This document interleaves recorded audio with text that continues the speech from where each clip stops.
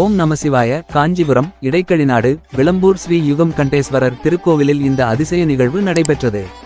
விடியற்காலை 4:30 மணி அளவில் சிவபெருமானுக்கு பூஜை நடைபெறும் போது சங்கு ஒன்று ஊர்ந்து வந்து ஈசனை வணங்கி மறைந்தது. இந்த அதிசய காட்சியை நீங்கள் மற்றவர்களுக்கும் பகிரவும்.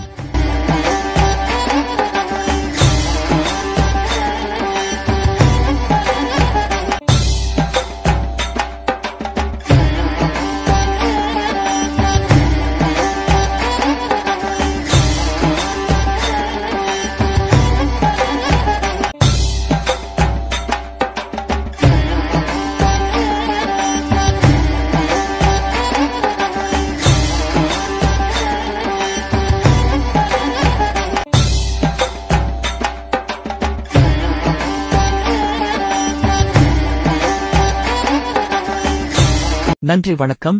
நாம் டிவி 365 உடன் இணைந்திருங்கள். விரைவில் மீண்டும் ஒரு ஆன்மீக பதிவுடன் சந்திப்போம்.